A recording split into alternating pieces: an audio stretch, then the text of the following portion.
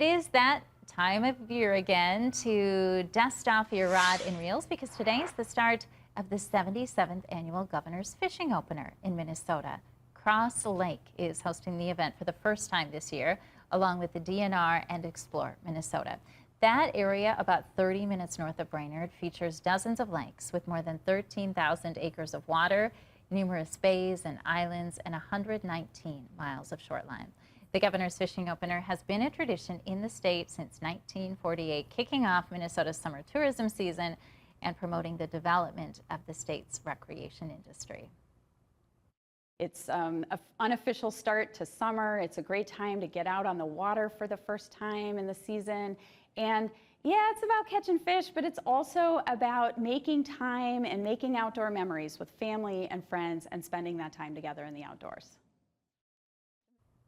162 species of fish can be found in Minnesota waters. The Governor's Fishing Opener runs through tomorrow in Crosslake, with Governor Walz casting his first line about 8 a.m. tomorrow. So we'll see what happens. We know we are all fortunate with the weather, whether we catch anything or not, because the Fishing Opener can have any kind of weather.